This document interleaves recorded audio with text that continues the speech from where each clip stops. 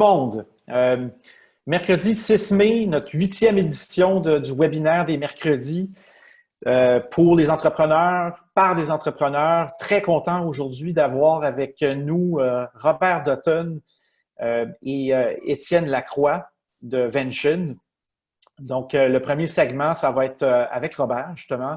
On va s'entretenir sur la nouvelle réalité post-COVID, le rôle du leader dans une crise pareille. On va aborder vraiment des thématiques qui sont très chères à Robert, donc je suis très heureux de l'avoir avec nous aujourd'hui. On va avoir un deuxième segment avec Étienne où on va parler justement de son modèle d'affaires dans le manufacturier, comment la crise a affecté sa business et comment il est en train de faire profiter là, des opportunités qu'amène la crise. Donc, on va parler de ça tout à l'heure avec lui. Enfin, on va finir avec certaines mesures gouvernementales qui ont été annoncées récemment. Voilà, fait que ça, c'est notre programme aujourd'hui. En ce mercredi 6 mai, Robert, merci d'être avec nous aujourd'hui. Super content de t'avoir. Un grand plaisir. Merci de l'invitation. Merci de participer. Puis je sais que tu adores l'entrepreneuriat. Tu es impliqué. On est impliqués ensemble dans la table d'entrepreneuriat du Québec. Tu es dans le pôle d'entrepreneuriat au HEC à Montréal. Peut-être nous parler pour commencer. On vit une crise sans précédent aujourd'hui. Puis je pense que le leadership, s'il y a un thème qui t'est cher, c'est bien le thème du leadership. J'aimerais ça t'entendre sur le rôle du leader en temps de crise, puis basé sur tes expériences à toi comme entrepreneur chez Rona. Donc, attaquons avec ce thème-là. Parfait. Écoute, évidemment, pour moi, je fais un grand lien entre un entrepreneur et un leader. Pour moi, un entrepreneur, c'est déjà un leader, c'est quelqu'un qui veut faire une différence. On vit un temps de crise, c'est un temps d'incertitude, d'inconnu, d'insécurité. Les émotions sont fortes actuellement, là. Il y a beaucoup de stress dans la communauté, auprès des entreprises. Il y a de l'ambiguïté. On s'aperçoit aussi que tout est centralisé autour des décisions du chef d'entreprise, alors que lui est une espèce de sentiment de perte de contrôle. Donc, c'est ça un peu, je vais me permettre de résumer le temps de crise. Dans ce contexte-là, même si c'est pas simple, le rôle du leader va être de redonner confiance. Et pour ce faire, je pense qu'il y a deux aspects. D'abord, il faut qu'il demeure toujours près d'une vision et d'un plan. Je vais revenir. Deuxièmement, c'est la communication. Donc, il faut qu'il fasse émerger, là, dans le contexte qu'on vit, un plan, une vision, puis un plan, des objectifs clairs et précis. Il faut qu'il soit capable de faire preuve de courage, de résilience. Il faut qu'il soit pour ses équipes proches, mais je dirais pour tout le monde qui œuvre dans l'entreprise, une source d'inspiration. Parce qu'un leader, dans le fond, c'est quelqu'un qui inspire. On pense toujours que le leader, c'est quelqu'un qui fait des beaux discours. Non, non. C'est quelqu'un qui est capable d'inspirer. Alors, on inspire, je pense, d'abord par une communication qui est franche, qui est transparente, puis qui s'adresse surtout aux employés, mais qu'il ne faut pas oublier non plus toutes les parties prenantes de l'entreprise. Alors, le leader, il va découvrir dans cette période de crise-là que son pouvoir réel, que sa tâche consiste à écouter, à communiquer, à persuader, à mobiliser. Puis quand je dis écouter, c'est écouter sincèrement pour s'assurer que tout le monde comprend bien les intérêts des diverses parties prenantes. Je pense que communiquer avec sincérité, moi, ça a été, je pense, une chose que j'ai toujours essayé de faire, puis je pense que ça m'a payé beaucoup. Il faut que les gens comprennent où on veut les amener. Donc, pour ce faire, le deuxième point, c'est de stimuler l'intelligence, la rationalité, la résolution de problèmes. Rationaliser l'intelligence, stimuler l'intelligence, ça veut dire qu'il faut stimuler ses équipes de proches collaborateurs. Il faut qu'on fasse avec eux un projet collectif. Donc, un bon leader aussi, là, c'est quelqu'un qui sait diriger. On oublie toute cette dimension-là dans l'entreprise. Les leaders, on les voit comme des leaders politiques, des leaders charismatiques, mais il faut aussi savoir diriger, là. Et moi, je l'enseigne, là, le bon vieux PODC, là, planifier, organiser, diriger, puis contrôler. Donc, et ça, on est en train de mettre en place, même au HEC, un pôle sur le métier de dirigeant. Si on veut à cette période-ci, là, c'est pas juste on est un bon créateur d'entreprise, on est quelqu'un qui est capable de lancer des idées, de lancer une entreprise, mais il faut être capable aussi de la diriger, cette entreprise. Et c'est dans cette qualité-là qu'on va obtenir la crédibilité qu'on a besoin pour mobiliser ses troupes. Donc, à l'heure actuelle, le leader, son rôle, je dirais que c'est de planifier. Planifier, ça demande du jugement, ça demande donc une attention globale à l'environnement d'affaires de l'entreprise. Ça va demander aussi de réfléchir, d'être capable d'identifier les opportunités. Et actuellement, nos leaders là, dans l'entreprise, ils ne doivent pas être en train de gérer la crise. Ils doivent être en train de préparer la reprise. Alors, et la première étape actuellement, je pense qu'on peut en parler tantôt, mais un peu plus loin si tu veux, mais on pourrait parler, je pense qu'on a une occasion en or de revoir le modèle d'affaires. Mais actuellement, là, le leader, si j'avais une chose à retenir, il réfléchit puis il communique. Et puis d'après ton expérience, c'est quand même, oui, tu veux être dans la réflexion ou dans l'action, tu veux donner l'exemple, mais c'est quand même tough, là, être au milieu de l'action, puis vivre de l'anxiété, tu sais, puis par rapport au futur de l'entreprise, par rapport à à l'industrie dans laquelle tu es. Comment est-ce que tu as été capable, toi, de surmonter ton anxiété, puis Moi, de ne pas la transmettre à ton équipe? Être dans la transparence, mais en même temps, tu ne veux pas.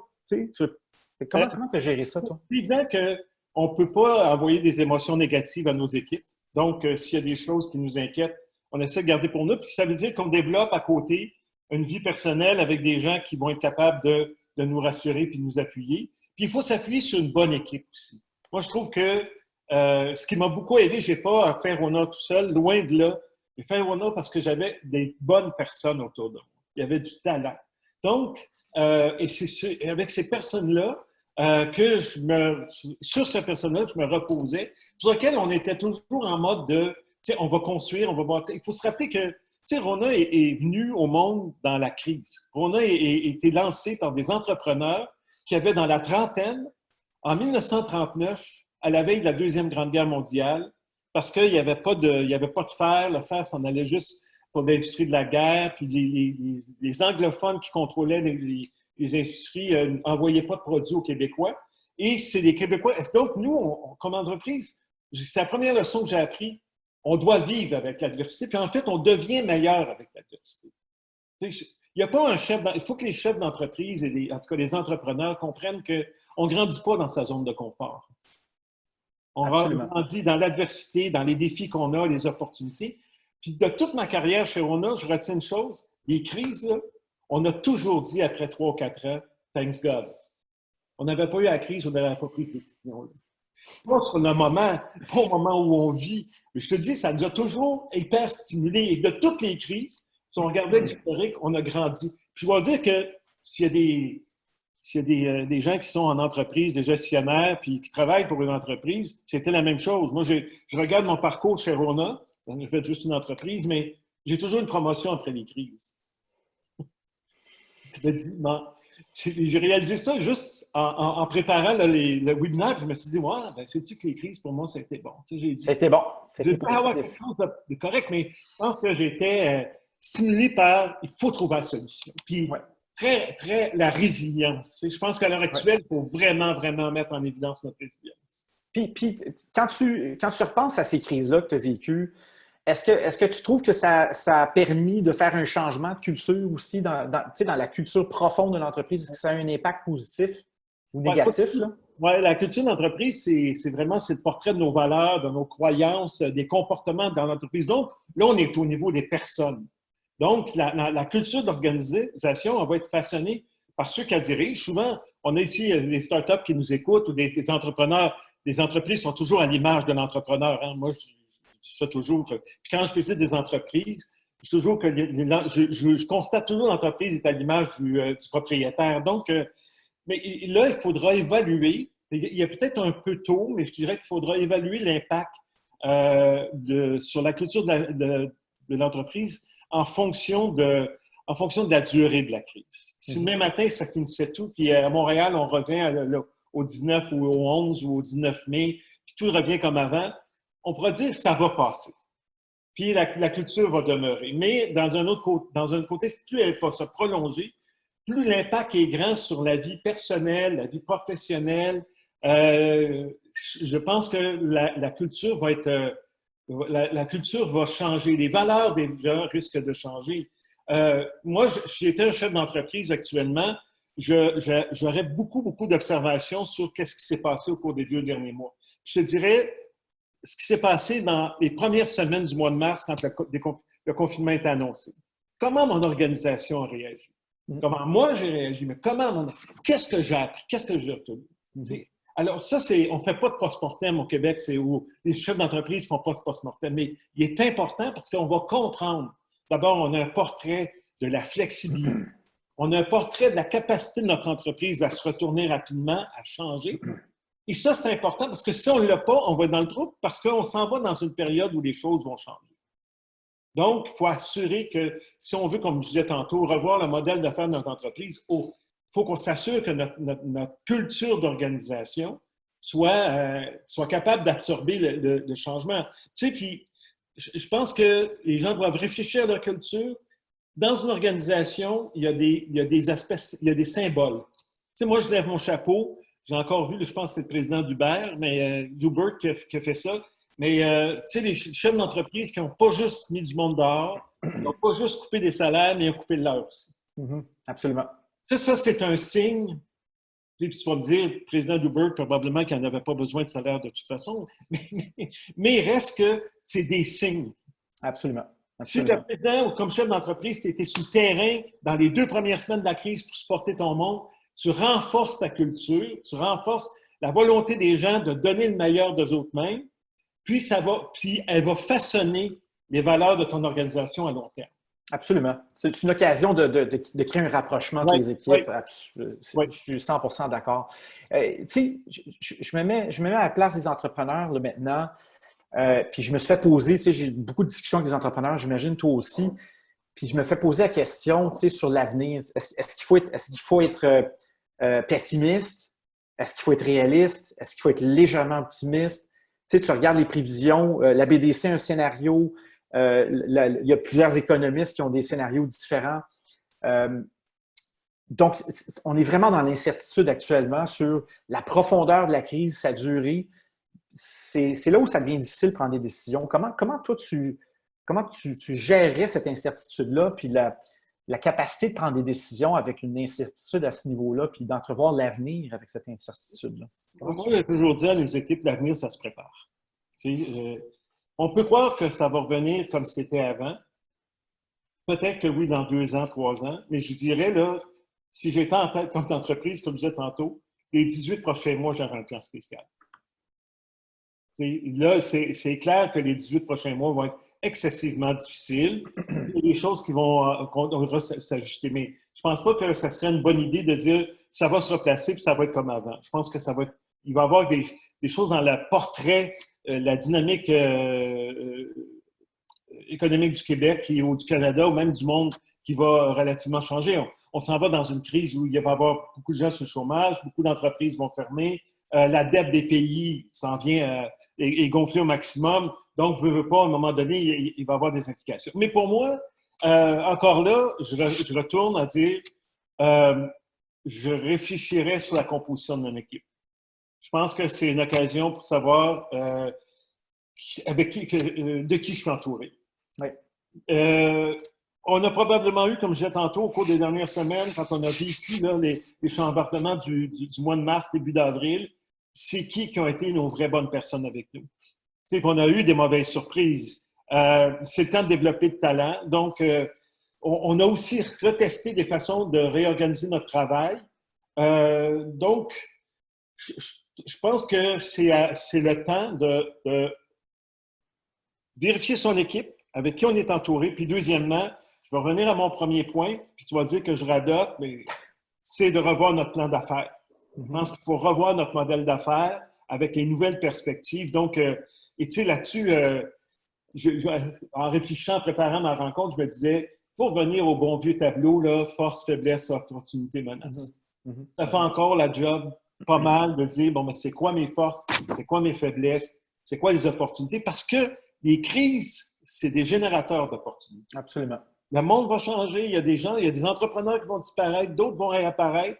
Il y a des entreprises, des gens de ma génération qui gardaient le contrôle ne voudront plus le contrôle, vont vouloir vendre leur entreprise.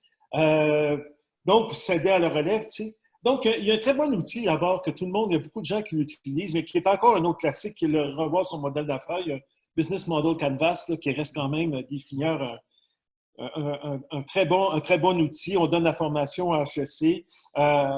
Donc, je créerai une cellule de reprise, de gestion de la reprise avec ma garde rapprochée, qui analyse l'environnement.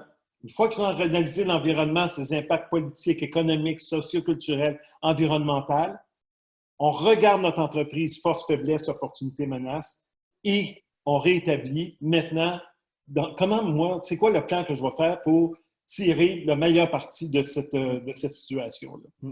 Et après ça, je reviens toujours, on communique ce plan-là pour mobiliser nos gens. Et comment c'est important à l'heure actuelle, tout ce que je veux dire, là, que nos employés sachent qu'on fait tout pour sauver la situation. Oui, puis la communication, je pense que ça, c'est un aspect que tu amènes qui est critique. Comment tu as fait ça, toi, dans ton expérience, pas juste avec ta garde rapprochée, mais avec les équipes? Est-ce que tu étais du style à walk the floor, aller rencontrer directement les employés, aller rencontrer les franchisés? Comment tu as géré ça, toi, en termes de communication? Un maniaque de la communication, c'est-à-dire que moi, je savais que la vie d'entreprise, c'est un sport d'équipe, tu ne peux pas tout faire tout seul. Et j'étais toujours prêt donc, j'avais des communications avec des rencontres avec, évidemment, mes marchands qui étaient aussi à l'époque mes actionnaires. Donc, j'ai été beaucoup habitué à cette époque-là tu sais, on parle de communication, mais c'est plus que de la communication. Je lisais un article l'autre jour sur le leadership. Les bons leaders sont des bons professeurs. En fait, on ne communique pas notre plan d'affaires parce que c'est simple. On explique le plan d'affaires. On forme les gens à la compréhension du plan d'affaires. Un bon leader entrepreneur, il va expliquer c'est quoi. C'est quoi les conséquences, c'est pourquoi. Donc, moi, je suis professeur aujourd'hui, puis des fois, je me dis, ben j'ai enseigné toute ma vie. À mes employés, à mes autres, tu sais, je veux dire, on faisait des rencontres. Chaque année, on faisait une rencontre, on réunissait 5000 employés dans des grandes salles. On louait la place des Arts à Montréal, 4 salles comparables au niveau du Canada, expliquer aux employés c'est quoi le plan d'affaires, où on s'en va, répondre aux questions, des rencontres, profusion avec les marchands, les employés toujours, chaque trimestre, expliquer les résultats financiers. En fait, j'étais toujours sur le plancher. Moi, pour moi, je me disais, puis plus l'entreprise grandit, plus évidemment, on se garde un aspect l'aspect stratégique et tout ça, mais l'autre affaire, pour moi, c'était de m'assurer que les gens étaient pour travailler, qu'ils étaient mobilisés. Ouais. Pour moi, écoute, je le répète, communiquer dans son entreprise, c'est investir dans le talent. Oui, absolument. Absolument. Puis c'est beau de t'entendre parler de ça parce que ça nous ramène à la base aussi de ce que c'est le leadership. Puis je trouve ça... Moi, là, Patrick, là, je ne suis plus capable d'entendre parler du beau courriel. J'ai écrit un beau courriel à mes employés. Ah, comment? Un beau courriel. Ça veut dire écrire un courriel. En ce temps de crise qu'on a, là, faites des Zooms, utilisez la plateforme que vous voulez, que les gens ont la chance de vous voir, qu'ils ont la chance de vous poser des questions. Parfois, les gens, par insécurité, ne le font pas, mais il n'y a jamais de mauvaises questions. Ça nous permet toujours de repasser nos messages. Puis moi, en fait, je n'étais pas quelqu'un c'était facile pour moi de parler devant des gens, mais à force de le faire, puis je me suis aperçu que, mon Dieu, c'était tellement payant quand tu réexpliques, tu remobilises, puis l'impact que ça avait, c'était tellement positif. Tu sais. Ben oui, ben oui. Dis-moi, là, on commence à parler de reprise. Comment tu la vois, la reprise, toi? Puis c'est quoi ta perspective là-dessus? Est-ce que ça va être long? Est-ce que ça va être... parce que moi, je regarde le scénario de la BDC. Les autres prévoyaient une reprise quand même dans le dernier trimestre de l'année assez agressive. Parce que la récession qu'on vit ou qu'on va vivre dans les prochains mois, elle est un petit peu synthétique. C'est dû à une crise sanitaire. C'est pas parce que les fondamentaux de l'économie étaient mauvais. Donc, il y en a qui sont plus optimistes. Ils disent que ça va reprendre. Aussitôt qu'on va mettre le monde à travailler, l'économie va reprendre. Comment tu vois ça, toi? Mais c'est-à-dire qu'à cause de la crise, on ne sait pas l'impact de la crise sanitaire. quel impact ça va avoir? Est-ce qu'on va avoir trouvé si on trouve un remède d'ici au dernier trimestre, c'est sûr que ça va reprendre. Sinon, à mon avis, ça va être plus long. Mais tu sais ce que ma vie de chef d'entreprise, elle m'a appris une chose. Il y a juste deux moyens de gérer dans une entreprise. Comme si on était en récession ou comme si on s'en allait en récession. C'est deux façons. Donc la crise actuelle, là, ça va nous apprendre quelque chose. Là. Alors, repartez pas en peur. Là. Je disais dans le journal ce matin, on pense qu'il y a un autre virus qui est encore pire qui va ressortir. Alors, pourquoi on ne gère pas toujours comme si on était en récession? Donc, ça ne veut pas dire qu'on ne saute pas sur les opportunités. Ça ne veut pas dire qu'on devient tellement... On prend des décisions que pour le court terme, pour nous oublier le long terme. Au contraire. Mais il faut être capable de dire, attention, on va y aller prudemment. Puis, il y a des aspects positifs. Pour moi, d'abord, on s'est rendu compte le secteur manufacturier était très dépendant de l'Asie. Ça ne veut pas dire que l'Asie ne demeurera pas la manufacture mondiale, mais il reste que dans certains secteurs, notamment l'alimentation, la santé, il y a beaucoup de productions qui doivent se ramener ici. Okay? Puis on va se rendre compte aussi que probablement dans d'autres secteurs, on va avoir besoin de le faire. Donc, il va y avoir de la production, il va y avoir de la business qui était en Asie qui va revenir ici. Donc, certains vont parler de démondialisation, mais c'était déjà un phénomène qui était entrepris là, par les gouvernements de droite qu'on voyait. Et ça va avoir un impact. Un deuxième impact qu'il y a, c'est qu'on se rend compte que si on ramène la production ici, il faut être franc, il faut être réaliste. Le Québec a un problème au niveau de la technologie. On est très en retard technologiquement. Nos entreprises ont peu investi. Donc, il va y avoir... si on veut revoir la chaîne d'approvisionnement, on veut se rapprocher de nos sources de fabrication, nos entreprises au Québec devront investir dans la technologie. Donc, ça, pour moi, c'est important. Puis, il y a des choses qui vont changer en technologie.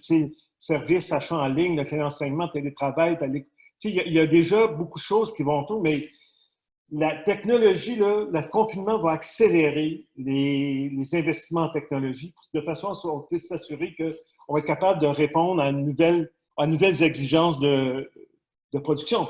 Je pense juste à la robotique. Si on a une entreprise qui travaille au niveau de la robotique, si on veut remplacer le cheap labor asiatique par de la technologie qui va nous permettre d'avoir des prix compétitifs, bien, je pense que nos entreprises devront investir en robotique. Donc, là-dessus, je pense qu'il y a une opportunité pour les entreprises québécoises de rattrapage, parce que de toute façon, elles n'ont pas le choix, elles sont obligées de le faire. Il faut dire aussi que ce qu'on va voir, à mon avis, c'est beaucoup de concentration du pouvoir économique. Ouais. Donc, il y a beaucoup de petites et de moyennes. Je dirais que c'est la moyenne entreprise qui reste un peu pris entre les deux, là, qui va être probablement de bonnes opportunités pour des plus grandes entreprises qui vont devenir encore plus grosses. C'est déjà commencé, c'est pas nouveau, mais... Consolidation, là. Ça va s'accélérer. Et donc, on va Est-ce que c'est une bonne chose? Ben, c'est-à-dire que ça dépend qui la dirige et quelles sont les valeurs et la culture de l'organisation. Mais je pense que c'est inévitable. Il faut juste voir ce qui va avec. L'avantage que des petites entreprises ont, c'est toujours la flexibilité, que peut-être les grands n'ont pas. Ils ont peut-être de plus de moyens, mais est-ce qu'ils ont cette flexibilité-là?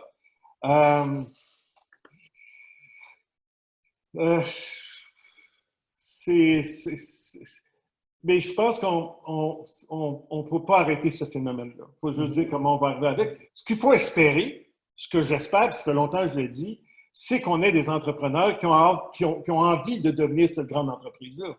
Absolument. Nous, on était une petite entreprise au Québec. On faisait 400 ou 500 millions de chiffre d'affaires. On est monté à 5 milliards. On a consolidé le marché canadien. Tu sais, regarde l'exemple de CGI, l'exemple de Couche-Tard. C'est pas, il faut avoir au Québec ce que je souhaite. L'ambition. Pas juste des entrepreneurs, des bâtisseurs. Ouais. Des gens qui voient grand. Tu sais, l'idée de j'ai vendu mon entreprise, 50 millions, 100 millions, je suis riche, puis là. Non, c'est pas ça, là. Là, il faut avoir des gens qui n'ont pas avoir peur des milliards. Puis avoir peur de bâtir des grandes entreprises qui vont avoir des retombées économiques qui vont avoir des retombées pour partout dans le monde, il faut devenir universel, mais surtout en tout cas, il va avoir des retombées pour le Québec. Absolument. Puis, tu sais, ça, c'est on veut le prochain CGI, on veut voir naître le prochain Cirque du Soleil. Tu sais, c'est absolument ça. Puis on a beaucoup de discussions dans l'écosystème startup là-dessus sur la nécessité d'avoir des gens qui veulent bâtir, qui ont de l'ambition, qui veulent exporter également. Ça passe par l'exportation. On ne peut pas créer des entreprises de cette taille-là sans exporter. Donc, tu sais, Couche-Tard est un bon exemple. Là. Des bâtisseurs. Ouais. Tu sais, nos programmes, c'est des programmes de bâtisseurs. Moi, ce qui m'a accroché au HEC, au pôle entrepreneurial, on m'a dit, on veut faire des bâtisseurs. OK, parfait. Les petits vendeurs d'entreprises, comme je disais tantôt, qui vont vendre une entreprise, puis font 100 millions, puis ils restent assis là-dessus le restant de le jour. C'est beau, c'est le site, c'est très bien, mais c'est pas ça que l'économie du Québec a. On a besoin des gens qui voient grand. Oui, absolument. On a une question. On peut peut-être prendre la question de Denis Zabeida. Donc, bonjour, M. Dutton. Merci beaucoup pour votre temps. Vous avez mentionné que Rona a été créé en temps de crise. Quel sera le Rona qui naîtra dans la crise actuelle? Dans quelle industrie? Ben, écoutez, il faudrait le demander aux dirigeants. Moi, je suis plus là. C'est maintenant dirigé par une entreprise américaine pour voir qu'est-ce qu'ils vont faire. Je ne le sais pas. Mais comme retailer, parce que ça reste, j'ai passé toute ma vie en retail. Là, je suis presque venu au monde dans un commerce. Je pense qu'il y a des bonnes opportunités. Vraiment, les plus faibles vont sortir. Malheureusement, il y a des faibles qui vont sortir actuellement. Donc, il reste une priorité. Il reste une priorité de... Et ça peut paraître banal, mais tu sais ce que la crise m'a fait, comment les gens en commerce de détail étaient mal équipés en termes d'achat en ligne. Ouais. C'est pas dur. Tu sais, je me dis, les commerçants, ça fait dur. Donc, réinvestir là-dedans, revoir l'expérience de shopping. Les gens peut-être qu'ils vont s'être habitués à acheter en ligne, mais la relation humaine surtout dans un secteur comme la quincaillerie où on a besoin de beaucoup de conseils, va demeurer, mais ça prend une expérience qui soit différente. Je pense que là-dessus, il y a comme beaucoup d'opportunités à réfléchir là, pour les retailers. Il nous reste quelques minutes, Robert. Peut-être te donner le mot de la fin sur le message que tu voudrais passer aux entrepreneurs en temps de crise, puis ton espoir dans l'entrepreneurship pour l'économie du Québec et de Montréal. Si il y a des jeunes entrepreneurs, des entrepreneurs qui ont entendu parler du Québec King, je veux vous dire que le Québec King s'est bâti dans les années 70 et 80 sur de la solidarité. Et je pense qu'aujourd'hui, la crise qu'on vit, et cette solidarité-là s'est perdue parce qu'on est devenu trop riche trop rapidement. Et je pense qu'on a une occasion là, de reprendre l'envie de travailler et de réussir ensemble.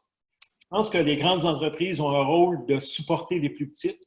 On a, surtout en technologie, beaucoup de jeunes entreprises au Québec créatives qui peuvent nous aider. Il y a des entreprises qui sortent avec des nouveaux concepts. Je pense qu'il faut être capable d'avoir ce maillage-là de solidarité. Il faut que les Québécois sachent qu'on a besoin qu'ils encouragent les entreprises du Québec comme consommateurs. Moi, s'il y a un mot que je souhaite qui va rester de cette crise-là, je pense que c'est le seul qui va faire qu'on va être gagnant, c'est qu'on développe cette solidarité de réussir ensemble qu'on avait perdu. Quel beau message, Robert. C'est tellement juste. Tu sais, puis s'il y a un écosystème qui peut jouer sur la solidarité, c'est bien l'entrepreneurship à Montréal en innovation. Tu sais,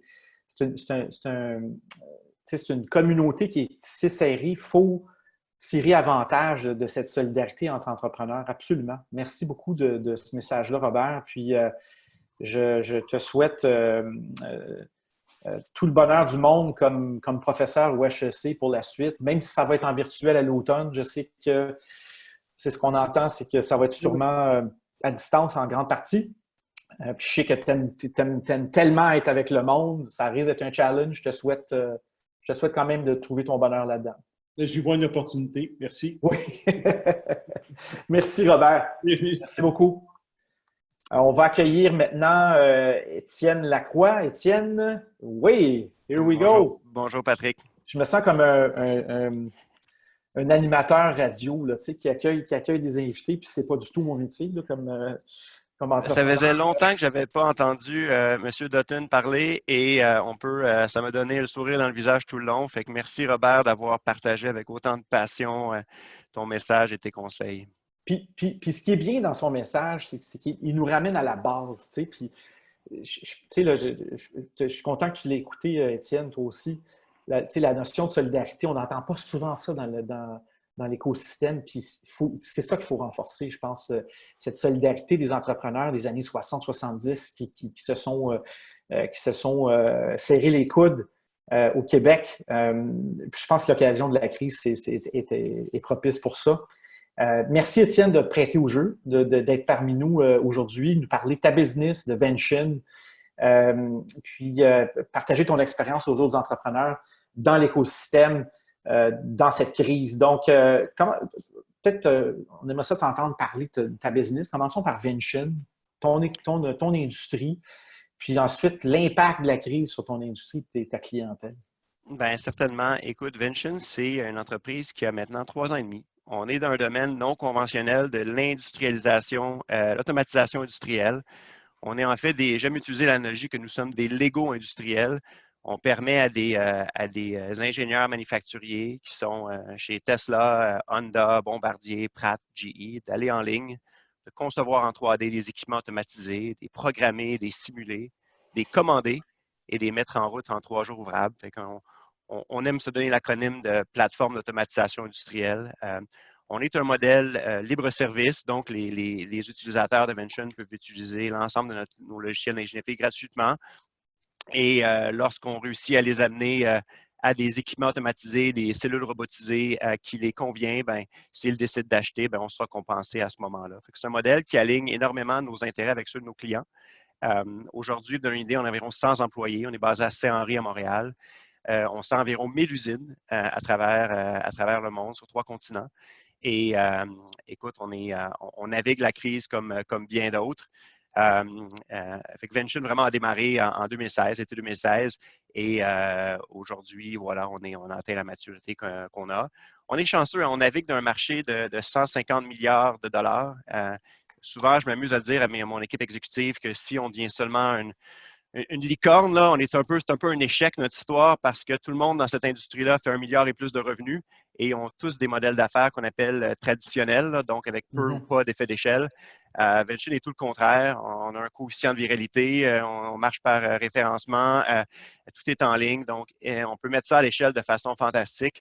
On est dans un marché qui est grosso modo vierge là, en termes de mettre en branle des modèles d'affaires un peu plus efficaces que des modèles d'affaires traditionnels. Et on est chanceux parce qu'on est 3 ans et demi en avance sur tout le monde. Et on a une super belle opportunité devant nous. Fait que voilà. Vous avez vraiment un modèle SaaS appliqué à l'industriel. Tu fais une transposition d'un modèle d'affaires typique en ligne à l'industriel, puis tu as un mix hardware-software qui est bien intéressant. Oui, en fait, on est... Exact. En fait, c'est une tendance qui commence à se dessiner, une tendance lourde où beaucoup de compagnies B2B, dont Vention, utilisent vraiment le playbook des entreprises B2C pour faire l'acquisition client et éventuellement, complète ça avec un peu de muscle B2B au niveau des ventes et ainsi de suite. Fait qu'on suit vraiment cette courbe-là qui nous permet d'aller super vite en termes de croissance de l'entreprise. Et donc, voilà, c'est ça. Fait qu'on est à la fois hardware et software. On génère de la valeur à travers notre software qu'on ne monétise pas et on monétise le hardware. Fait que c'est un modèle qu'on peut juger non conventionnel, mais qui l'était beaucoup moins aujourd'hui qu'il l'était en 2016 lorsqu'on a présenté ça à nos tout premiers investisseurs. Voilà. Et puis là, la crise sanitaire nous frappe depuis mi-mars. Comment ça a impacté ta business, tes revenus, tes segments de clientèle? Puis comment tu as fait du judo avec cette situation-là pour aller chercher des nouveaux segments? C'est un peu de ça qu'on a parlé la semaine dernière. Fait que parle-nous un peu de ça. Comment ça s'est produit? Ouais, écoute, on a rapidement classé le monde en 3 groupes d'entreprises. Le premier, c'est il y a quelques entreprises qui sont en fait favorisées par la situation actuelle. Je pense à tout ce qui est services de livraison à domicile, de nourriture et autres, les sites web de commerce en ligne, tout ça, ils vivent des super belles accélérations de leur croissance présentement. Je pense qu'il y a un deuxième groupe. Je pense que Venture en fait partie où les ventes sont affectées à un certain niveau. Par contre, la thèse fondamentale du modèle d'affaires, les relations clients ne sont pas impactées, au contraire. Il y a un troisième groupe qui, malheureusement, eux, peut-être même la thèse à peu plus long terme d'entreprise du modèle d'affaires est vraiment mise à l'épreuve. Et il va falloir voir s'il y a des opportunités, si j'utilise le mot de M. Dutton, pour rebondir différemment. Ouais. Nous, on tombe dans la deuxième catégorie. Ce qui est intéressant, c'est que étant donné que Venture est une plateforme en ligne, on a eu une belle augmentation des gens actifs sur la plateforme. Fait qu'on a plein d'ingénieurs qui maintenant travaillent de la maison, ont besoin des outils cloud ça nous favorise comme plusieurs outils cloud qui ont vu une belle augmentation de leur niveau d'activité. Par contre, les gens achètent des machines automatisées assez dispendieuses, donc de 10 000 à 200 000 $. Et ça, souvent, ben, ça prend des gens aux achats qui sont dans les usines, qui, eux, ont des logiciels on-premise et eux ne sont pas dans les usines pour faire les achats. Fait que tout ça, ça nous fait dire qu'il y a une belle continuité de l'intrant au niveau des projets. Des designs clients, des projets clients. Par contre, les sorties en transaction ont ralenti un peu, pas en totalité, mais un peu. Lorsque les usines vont reprendre, tout ça va reprendre. Nous, on est fait pas trop inquiets de la situation actuelle. On va passer au travers. On a la chance d'être très bien capitalisé. Et ce qui était plus important pour nous, c'est de dire, bon, ben pendant que les gens plus traditionnels dans notre industrie, eux, vont avoir à gérer des trucs de coûts, peut-être même réduire la R&D, ainsi de suite. Nous, c'est tout le contraire. On va continuer d'accélérer la R&D parce que lorsque tout ça va reprendre, on veut rebondir plus vite que tous. En fait, c'est intéressant parce que comme entrepreneur financé avec du capital de risque, la croissance d'entreprise définit ta dilution. Et donc, il va falloir aller chercher la même croissance avec l'argent qu'on a dans le compte de banque, avec une année de moins, grosso modo, pour aller chercher cette croissance-là. Ouais. D'être capable de rebondir super rapidement, c'est la meilleure façon de s'assurer de ne pas se faire trop diluer à les rondes subséquentes. Et d'investir en technologie, pour nous, c'était la façon d'y arriver. Fait que, en fait, tout notre plan d'embauche pour nos équipes technologiques, eux, demeure. Et après ça, au niveau des ventes, bien, on s'ajuste aux conditions marché. Mais ce n'est pas tout noir, en fait. Il y a des belles opportunités. On a eu la chance d'avoir un nouveau nombre de clients dans les équipements médicaux incroyables en avril. On a la chance de supporter CAE avec leur projet de ventilateur, plusieurs projets open source. On met en place dans les usines aujourd'hui plein de cellules de séparation là, pour que les opérateurs ne se contaminent pas l'un l'autre. Fait que ça amène d'autres opportunités qui n'existaient pas initialement. Mais on a bien hâte que bon, les usines redémarrent, que ce soit automobile, aerospace, ainsi de suite. Mais tout ça, si on met ça en façon très relative, ça va rester une petite bémol sur un parcours d'entreprise qui va être beaucoup plus grand. Fait qu'on reste assez optimiste. En fait, même, Patrick, quand tout ça a commencé, notre plus gros souci, c'était plus comment on s'assure de garder tous nos employés en santé de façon sécuritaire, comment on réussit à opérer notre entreprise sans qu'il y ait de risque de contamination. C'était plus ça nos préoccupations que les ventes. Les ventes vont revenir assez rapidement. Puis ce que j'ai compris aussi, c'est que il y a des secteurs qui ont des segments de marché pour toi qui ont ralenti, évidemment. Mais il y en a d'autres qui ont accéléré. Fait que tu as profité de cette croissance-là pour offsetter ta baisse de revenus. Fait que ça, déjà là, tu es dans plusieurs verticaux, ce qui te permet de mitiger un peu ton risque. Puis ça, c'est vraiment... vous êtes chanceux de pouvoir avoir plusieurs verticaux, là, tu sais. C'est ça, notre portfolio client représente grosso modo le secteur manufacturier au sens large. Donc, là-dedans, il y a à peu près une vingtaine d'industries qui fabriquent des produits, que ce soit des avions, des autos, des téléphones, et on a la chance de servir presque tout ce monde-là. Et là, évidemment, bien, la proportion de clients médicaux a grandement augmenté parce qu'ils sont grandement sollicités. Et quand les usines vont réouvrir, bien, les clients plus normaux, comme l'automobile, ainsi de suite, vont redémarrer. Voilà. Fait que, pour toi, ça va être de l'upswing après. Mais tant mieux. On se prépare au rebond. On se prépare au Ouais. rebond. Voilà. Puis tu le vois pour quand, le rebond? Comment tu anticipes ça, là? Écoute, c'est peut-être la place où ma réponse est peut-être la plus moins précise. En fait, c'est drôle, comme tu mentionnais en préparation à la discussion d'aujourd'hui, Patrick, tu regardais un peu les scénarios de la BDC et autres. On regarde beaucoup les scénarios faits par les grandes firmes de consultation aussi. La réalité, c'est que je pense que j'ai dû voir à peu près 16 scénarios qui disent tous des choses différentes. Fait que la Absolument. réponse, c'est que personne ne le sait. En fait, je pense que si quelqu'un le saurait, fait qu'on se prépare, nous, ceci étant, on a mis quand même Est-ce qu'on se prépare au pire? non, bon, on a mis un piquet dans le sable. Nous, on se prépare à une reprise fin Q4, début Q1, donc on perd une année. C'est un peu le mindset dans lequel on est. Par contre, ce qu'on a mis en branle, on a des signaux indicateurs. Une business en ligne a beaucoup de données et on a des signaux un peu qu'on appelle leading indicator et on a certains points de trigger, là, si je peux me permettre. Et si on atteint certaines métriques, ben, c'est le signal de redémarrer notre plan de croissance de façon proactive.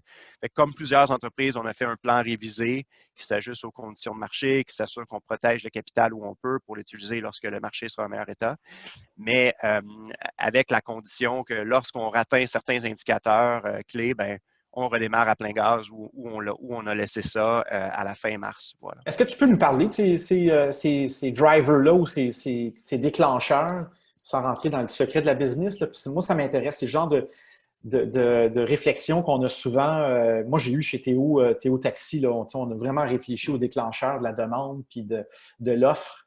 Parle-nous un peu de ça, si tu peux. Et on s'est mis volontairement des critères qu'on appelle hard metric et des critères de discussion, en fait, parce que la réalité, c'est que on peut peut-être faire l'idéation de quelqu'un qui ces critères ensemble. Je vais t'en partager dans quelques secondes. Oui. Mais la réalité, c'est qu'on ne sait pas. Il n'y a personne de nous qui a navigué cette situation-là. Il y a peut-être un indicateur qui soudainement va surgir et on ne voulait pas s'encadrer d'un process trop rigide. Fait que, finalement, il y a un niveau des ventes mensuelles. Nous, on avait un rythme de croissance énormément soutenu qui s'est poursuivi jusqu'en mars, en fait, et avril a diminué un peu. Fait qu'on veut retourner à un niveau de vente mensuel qui est un indicateur qui est plutôt lagging. pré-COVID. Pré-COVID, évidemment, qui est un indicateur un peu lagging. Nous, on a la chance d'avoir une super belle visibilité prédictive sur notre fameux funnel de conversion. Et on regarde certaines métriques là-dedans, le nombre de designs créés par nos utilisateurs, le nombre de quotes, là, de soumissions téléchargées en ligne. Et toutes ces métriques-là rentrent dans nos taux de conversion de certains groupes d'utilisateurs spécifiques. Et on regarde l'ensemble de ces métriques-là pour dire, bon, grosso modo, on est pas mal où on était et on remet les gaz à fond la caisse dans la machine. En attendant, on a protégé notre équipe produit, donc tout celles qui développent la plateforme de demain, eux restent plein gaz, puis on a ralenti certaines ardeurs, acquisition client et ainsi de suite. Voilà. Puis parce que tu as une plateforme SaaS, je peux dire, ou un platform as a service, vous êtes capable d'avoir des lead indicators, tu es capable d'aller chercher ces métriques-là, puis comparer d'une période à l'autre. Fait que ça, c'est intéressant aussi, parce que tu as vraiment, it's down to a science. Là. Fait que tu es capable de vraiment mesurer. Les modèles SaaS, comme tu le sais, c'est Revenge of the Geek. Et Revenge of the Geek, c'est pour tous ceux qui sont passionnés de données, de data, et ainsi de suite, ça nous donne une capacité d'influencer notre modèle d'affaires de façon inimaginable versus des modèles d'affaires plus traditionnels. Parce que tu le connais, ton funnel. Fait que tu es capable de dire, si j'ai tant de clics sur ma plateforme, ben, c'est un lead indicator pour mes ventes. Fait que ça, c'est vraiment super intéressant. Parle-moi un peu de ton équipe, parce que, bon, tu as parlé de sécurité de l'équipe, fine. J'imagine que tu as dû laisser aller quelques personnes pour compresser un peu les dépenses, protéger le cash. Comment tu as géré le moral de l'équipe? Comment ça s'est passé, ça, au début de la crise? En fait, c'était une super bonne question. On a laissé partir très peu de personnes, en fait. C'était vraiment, c'est plutôt notre plan de hiring de l'année, notre plan de recrutement qui a été mis sur pause jusqu'à temps qu'on rencontre nos fameux indicateurs de retour à la normale. Mais on a laissé partir très peu de personnes et on continue à engager. Il y a plusieurs postes ouverts chez Vention, entre autres, dans tout ce qui est produit. Notre équipe, nous, on la divise vraiment entre peut-être 3 groupes. Là. Il y a vraiment notre équipe d'opération, ceux qui font vraiment rouler notre centre de distribution, qui, eux, le focus, c'était de s'assurer qu'on les soutient bien, puis je vais parler de quelques mesures qu'on a mises en place.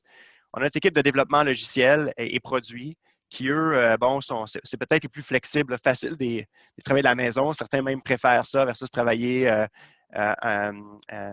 sur le site. Et on avait toutes nos équipes de vente, développement des affaires qui, eux aussi, techniquement, sont assez facilement transportables de la maison ou chez Vention. Fait que, comme M. Legault a annoncé la fameuse mettre Québec sur pause, je pense que ça s'est fait le 16. C'était assez clair qu'on s'en allait là. Fait que nous, le 13, on a laissé partir des gens à la maison le 13. Fait que le week-end d'avant, on a tout transféré sur nos outils Slack et autres là, pour Ça a bougé être vite. prêt à ça. On a bougé vite. Ça s'est fait grosso modo en un après-midi, cette transition-là.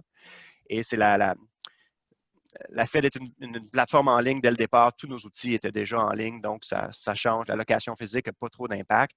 Ne serait-ce que pour notre centre de distribution, que j'appelais toujours, c'est notre fameux single point of failure. Et on a mis en place à peu près 15 mesures là-dedans. Il y avait plusieurs mesures qui étaient vraiment plus pour soutenir nos employés. Nos employés dans le centre de distribution, nous, on est basé à Montréal. C'est pas tout le monde qui parle le français ou qui peut écouter M. Legault là-dedans ou que le français, c'est leur langue première. Fait qu'on avait un devoir, je pense, de communiquer un peu ce qui se passait avec ces gens-là. Fait que ça, c'était super important, communication. Deuxièmement, on avait une responsabilité qu'on jugeait comme entreprise d'éviter la négligence. Et ce que je veux dire ici, c'est que bon, il y avait les règles de la santé publique qui sortaient ou les directives de la santé publique qui sortaient, mais on voyait bien aussi ce qui se passait aux États-Unis et tout le monde dit des choses, je ne veux pas dire contradictoires, mais avec différents niveaux. Et nous, on voulait s'assurer de ne pas être dans un mode où on n'a pas été au-delà de tout ce qui aurait pu être mentionné. Fait que le concept de négligence, ça a fait guider tout ce qu'on a mis en place. Je te donne des exemples. On a décidé de payer le Uber pour tous nos employés qui étaient plus que 1,5 km de la maison parce qu'on ne voulait pas qu'ils prennent le transport en commun. C'était assez clair dès le début que l'histoire des masques avait des impacts à Singapour et autres places. On a mis des masques en place assez rapidement dans l'équation. On voulait s'assurer, on a des employés là-dedans qui ont des situations où ils vivent avec leurs grands-parents, et ainsi de suite. Donc, des personnes peut-être plus à risque. On voulait bien comprendre les situations parce que s'il y avait de la contamination qui se passait dans l'entreprise, on contamine une personne indirectement par la suite. C'est quoi notre responsabilité d'entreprise là-dedans? C'était des sujets qui étaient assez... on réfléchissait à tout ça, puis on voulait s'assurer que comme entreprise, on allait peut-être plus loin que le devoir de l'entreprise pour être un bon citoyen là, avec nos employés. Puis là, il y a toutes les mesures. Bon, écoute, on demande aux gens de travailler dans une situation qui rend les gens peut-être plus qui peut être anxiogène pour certaines personnes. Fait qu'ils vont évidemment prime pour ces gens-là. Fait qu'il y avait une quinzaine de mesures qu'on a mis en place pour s'assurer que, bon, évidemment, les gens peuvent avoir un environnement qui est propre, qui est sanitaire, qui n'a pas de contamination possible, mais aussi pour s'assurer de la santé des gens. Et intéressant, on est un start-up, beaucoup de personnes jeunes, beaucoup de célibataires là-dedans, des gens qui sont début, fin vingtaine, et là, qui soudainement, qui ont une vie sociale très riche, et surtout chez eux tout seuls. Et on a des gens qui nous viennent du Brésil, des gens qui nous viennent de Toronto, des États-Unis, et que Vention faisait partie, c'était un de leurs réseaux sociaux. Pas le seul, mais c'était un de leurs réseaux sociaux. Et là, comment nous, on peut jouer un rôle là-dedans pour s'assurer que tout le monde reste sain d'esprit. 2 semaines à la maison, tout le monde le prend, mais 6, 7 semaines, ça commence à être difficile quand tu es vraiment tout seul. Fait qu'il y avait une panoplie de mesures qu'on a mis en branle. Je pense que ça s'est fait beaucoup de façon organique. Là. Les employés ont mis en place un club de yoga, club de course virtuelle, yoga virtuel. On a les trivia. Aujourd'hui, il y avait le fameux, je pense qu'on a un champion de trivia 3 semaines en ligne le mercredi et les 5 à 7 du vendredi. Fait que, Zoom a pris une place vraiment importante dans nos milieux sociaux. Ça remplace le bar du vendredi soir pour le 5 à 7. Et ça, on jugeait qu'on avait un rôle à jouer là-dedans aussi pour maintenir un peu l'état d'esprit de tous. Et Robert a parlé beaucoup de la culture d'entreprise. La culture d'entreprise chez Vention, elle est gérée au même niveau qu'on gère chacune des métriques de notre fameux funnel. On a une culture sandwich. Un côté du sandwich, c'est la performance, l'autre côté, c'est le bonheur. Et de s'assurer de gérer ces deux trucs-là dans un monde où on n'est plus ensemble, où il n'y a plus de contact humain, c'était peut-être notre plus grosse inquiétude. Comment on s'assure que la situation actuelle n'effrite pas ce qu'on a réussi à bâtir à travers les années. Est-ce que tu dirais que ton équipe est plus soudée après 8 semaines de confinement? Écoute, on avait une équipe, je crois, il y a un super livre là, qui parle des différentes étapes de croissance des startups. Là, on parle famille, tribu et après ça, village. Sinon, on est peut-être au niveau tribu. Fait que tout le monde se connaît bien. Ouais. Tout le monde a vu les dérapages de l'un et de l'autre au party de Noël. Tout le monde connaît les forces et faiblesses et surtout comprennent comment les forces d'un complètent l'équipe au total. Fait qu'on avait une équipe assez soudée. Moi, la situation actuelle, peut-être, je ne dis pas qu'elle ajoute à tout ça, ne serait-ce qu'on a réussi à voir les intérieurs de tous et chacun. Fait que maintenant, je peux dire qui a un 3D printer dans sa chambre et qui dort avec son ordinateur. Mais c'est assez anecdotique. En fait, on a bien hâte, je pense, tout le monde, on a bien hâte de se retrouver, en fait, et d'être tout le monde ensemble. C'est clair. Est-ce que tu vas garder une partie de tes équipes en remote après le déconfinement ou tu vas ramener business as usual? Ça va être quoi l'impact après? Là? Écoute, je pense que nous, la ligne, c'est qu'il y a c'est pas tout le monde qui vit la situation actuelle avec le même niveau d'anxiété. Il y a du monde qui, sont pas du tout affectés. Je pense que la majorité des entrepreneurs vont peut-être être là-dedans parce que tu as parti une entreprise, donc par défaut, tu n'es peut-être pas si anxieux que ça dans ta vie en général. Mais il y a des gens qui le sont et c'est très normal. Et c'est pas tout le monde qui va vouloir revenir au travail à la même vitesse. Et je pense d'être respectueux de ça. L'entreprise a un rôle à jouer là-dedans.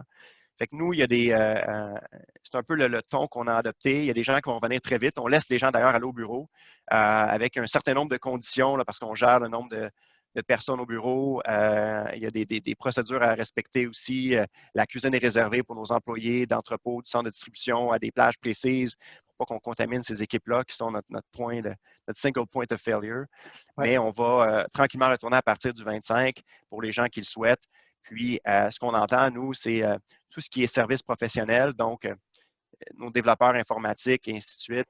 Il semble avoir une espèce de consensus qui se dessine dans les firmes comptables, firmes de consultants, ainsi de suite, que c'est vraiment 1er septembre, la date que tout le monde, comme le hard date de tout le monde. Fait que j'ai l'impression qu'entre le 25 mai et le 1er septembre, ça va être très graduel, puis on va s'ajuster au niveau d'acceptabilité de tous et chacun, mais ça ne sera pas imposé. Là. Moi, à t'écouter, Étienne, là, vous êtes adapté rapidement, tu as bougé rapidement, tu as contenu tes coûts rapidement, tu as la confiance de ton équipe, vous êtes en mode tribu. Ça va bien? Ben, écoute, il faut prendre les choses de façon relative. Hein? Je pense que dans la situation actuelle, on se porte bien. Il y a des entreprises qui souffrent beaucoup plus que nous. Notre thèse de modèle d'affaires n'est pas impactée. Au contraire, on va avoir un joli rebond. D'un point de vue relatif, je ne pense pas qu'on peut se permettre de se plaindre, au contraire. On reste résilient et on trouve les opportunités où elles sont. Mais ça n'empêche pas qu'on a bien hâte de se retrouver et que les usines redémarrent. Clairement, voilà. Clairement. Puis, dernière question pour toi.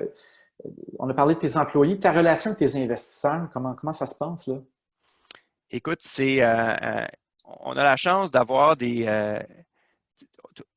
tous les gens chez Vention, que ce soit mon équipe d'exécutifs ou mes investisseurs, je réagis très bien au terme de Robert. On n'est pas là pour faire la sortie à 100 ou 150 millions. Là. Comme je bâtir, ça serait un échec de notre point de vue. Ouais. Fait que, je pense que tout le monde prend tout ça avec un relativisme certain. Donc, oui, bon, c'est une petite pause. On va perdre 1 an tout le monde ensemble, mais ça va revenir, puis ça va revenir sûrement même plus fort. Fait qu'on a le support de nos investisseurs là-dedans. La communication, comme dit Robert, tant avec nos employés que nos board members, que nos investisseurs reste super importante. Fait qu'on a augmenté la fréquence des boards, par exemple. Donc, on se rencontre au mois maintenant versus au trimestre. Ouais. Tout le monde veut s'assurer que les compagnies restent en selle durant cette période-là. Fait qu'on communique davantage, mais on a la chance d'avoir des investisseurs qui, dans leur portfolio, souvent, Vention n'est pas celle qui se soucie le plus. Il y en a d'autres qui, voilà. Fait que, on prend ça avec un relativisme certain et c'est important, je pense, c'est plus gardons le moral de l'équipe. Comment on garde le moral? On sait qu'on a encore pour quelques mois. Fait que, comment on va le moral, puis on est excité de se retrouver, puis que quand on se retrouve, ben on est prêt à travailler un petit peu plus fort que pendant la période COVID pour rattraper le temps perdu. Fait que pour toi, c'est le 1er septembre. Ça va être graduel entre le 25 mai et le 1er septembre. On va s'adapter à l'acceptabilité de tous et chacun. Voilà. Bon, ben Étienne, time's up. Merci beaucoup de ton témoignage, de partager ton expérience. Puis, on te souhaite tous merde pour la suite. Puis, on est super content de voir que Vention va très bien. Merci. Ben, merci Patrick, merci aussi à M. Dutton. Au revoir. Salut Étienne. Alors, je vais poursuivre avec les mesures gouvernementales qui ont été annoncées là, dans la dernière semaine. Je vous partage mon écran rapidement. Donc, il y a eu la semaine dernière la mesure d'aide d'urgence pour le loyer commercial. Je vous rappelle que ça couvre 75 du loyer total et il faut que l'entreprise, comme critère, elle ait 50 000 et moins de loyer par mois pour être admissible, puis qu'elle ait temporairement interrompu ses activités depuis le début de la crise. Les dernières mesures annoncées dans les derniers jours, donc il y a eu l'aide du fédéral de 250 millions pour le secteur agricole et également l'ouverture, on a eu l'annonce du provincial pour l'ouverture des commerces qui se ferait graduellement à partir du 18 mai, donc la semaine prochaine. L'autre aspect que je voulais aborder, c'est les préoccupations des entrepreneurs qui nous ont été témoignées dans la dernière semaine. C'est effectivement de garder le moral et la santé mentale de ses employés. Il faut savoir qu'il y a des ressources pour ça, donc n'hésitez pas à consulter notre site web bonjourstartupmtl.ca. Il y a des ressources qui pointent dans ce sens-là. L'autre préoccupation qui a été mentionnée par les entrepreneurs, c'est donc la gestion du déconfinement progressif et la relance économique. On a lancé la semaine dernière, on a fait l'annonce du défi post-COVID en partenariat avec Desjardins, évidemment, et Google for Startups. Donc, il y a aussi un lien sur notre site pour pouvoir vous inscrire comme entrepreneur à cette initiative. Il y a des défis qui ont été posés et donc les entrepreneurs peuvent y répondre d'ici le 2 juin. Donc, vous avez toute l'information sur notre site pour pouvoir vous inscrire. On vous attend en grand nombre pour la suite. Également, on met à votre disposition un sondage qui va vous permettre là, de donner vos impressions sur les webinaires Mercredi Startup qu'on va maintenir à chaque semaine. Donc, si vous avez des commentaires à faire, c'est un sondage qui prend quelques minutes à faire, ce serait grandement apprécié. On pourra améliorer la formule de semaine en semaine. C'est un MVP en quelque sorte. Là, on a mis ça sur pied au début de la crise, il y a 8 semaines. C'est notre 8e édition aujourd'hui. C'est pour les entrepreneurs, par des entrepreneurs. Donc, on est très heureux de pouvoir faire témoigner des gens d'expérience, des gens qui sont actifs dans la crise et qui servent d'inspiration à tout le monde. Donc, pour aller plus loin, je vous rappelle qu'on a notre prochain webinaire la semaine prochaine, le 13 mai à 14 h. On va avoir Rachel Bendayan, députée d'Outremont et secrétaire parlementaire avec Mary Eng pour le ministère des PME au Canada. On a également comme invité Francis Davidson, cofondateur et CEO de Sonder, entreprise qui a été fondée à Montréal pour celles et ceux qui ne le savaient pas et qui maintenant est basée à San Francisco. Et Chris Arsenault, associé principal chez Inovia Capital, qui vont être nos invités la semaine prochaine. Très heureux de les avoir parmi nous. N'oubliez pas qu'il y a une section Mission COVID sur notre page web qui rassemble les ressources disponibles aux entrepreneurs. On a également notre document collaboratif disponible en ligne. Vous allez avoir accès à cette présentation-là avec les liens que je vous présente à l'instant. Et on a également des ressources et programmes financiers donc des gouvernements qui est actualisé. N'oubliez pas qu'on a un canal Slack Bonjour Startup Montréal et avec une chaîne qui s'appelle COVID-19 où on partage des formations reliées aux entrepreneurs, donc des mesures d'aide pour les entrepreneurs durant la crise. Donc, notre heure est terminée. Je vous remercie d'avoir participé. Je remercie Robert Dutton, Étienne Lacroix d'avoir participé à cette 8e édition de notre webinaire Mercredi Startup. Et je vous dis à la semaine prochaine. Merci tout le monde. Ciao!